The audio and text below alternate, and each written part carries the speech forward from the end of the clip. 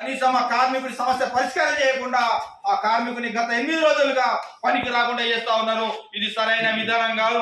నిన్న సిరికొండ వాళ్ళు కూడా జీతాలు లేవని అడిగిన దోషాలకు మీరు వస్తే రండి, లేకపోతే లేదని చెప్పేసి అక్కడున్న అధికారులు మాట్లాడడం వల్ల నిన్న పని మానేస్తే ఇలా వాళ్ళకు వ్యతిరేకంగా వాటర్ ఇప్పించారు. ఇలా అంగడి బజార్ను సాఫ్ చేస్తున్నారు. ఇది ఇంత కాలం చేస్తారని చెప్పేసి మేము అడుగుతున్నాం.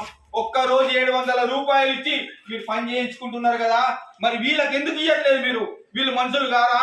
వీళ్ళకి డబ్బులు ఇవ్వడానికి మీకు చేతులు రావట్లేదా అని చెప్పేసి కూడా ఈ సందర్భంగా మనం ప్రశ్నించాల్సిన అవసరం ఎంతైనా ఉన్నది.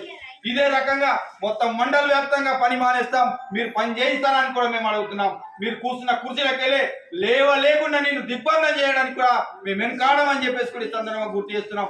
తక్షణమే అక్కడ పని చేస్తున్న వాళ్ళని ఆపించి ఈ కార్మికుల సమస్యలు పరిష్కరించే విధంగా చర్యలు చేపట్టాలని కూడా ఎంపీఓ గారికి విజ్ఞప్తి చేస్తున్నాం. ఒకవేళ మొండిగా వ్యవహారం చేస్తే ఖచ్చితంగా తగిన మూల్యం చెల్లించక తప్పదని చెప్పేసి కూడా ఈ మాట్లాడుతున్నాం. ఫోన్లో మాట్లాడినా అక్కడ కనీసం రెస్పాండ్ కాకుండా నిన్న ఆగమన్న కొండ కుర్దులపేట వాళ్ళు వస్తే పైసలు లేవు, మీరు ఏం చేస్తారో చేసుకొని వచ్చినప్పుడు తీసుకోవాలని చెప్పేసి ఒక నిర్లక్ష్యంగా మాట్లాడుతున్నాడు.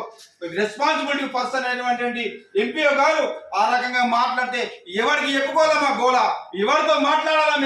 మా గోడిని మీరే ఈ విధంగా మాట్లాడితే లక్షల రూపాయల జీతాలు తీసుకొని కుర్చీలో కూర్చుంటున్నా మీరు మాకు 9,000 జీతాలు చెల్లించడానికి మీకు చేతులు రావట్లేదా? మీకు జాలి లేదా? మీకు మానవత్వం లేదా అని చెప్పేసి కూడా ఈ సందర్భంగా ప్రశ్నిస్తున్నాం. వాళ్ళు జీతాలు అడిగితే పని మానేయమంటారా? నిజంగానే పని మానేయడానికి మేము సిద్ధంగా ఉన్నాం. నువ్వు ఎవరిని ఏకీభవిస్తావో కూడా మేము ఛాలెంజ్ గా తీసుకొని చెప్తున్నాం. ఐఎఫ్టీగా గ్రామ పంచాయతీ వర్కర్స్ యూనియన్ తరఫున చెప్తున్నాం. ఎవడు ఎక్కడ పని చేయించినా ఖచ్చితంగా దాడులు చేస్తామని చెప్పేసి కూడా ఈ సందర్భంగా గుర్తు చేస్తున్నాం. అలాంటి సందర్భం రావద్దు, అలాంటి సమస్యలు ఉత్పన్నం కావద్దని మేము శాంతియుతంగా కార్యక్రమాన్ని మొదలుపెట్టినాం.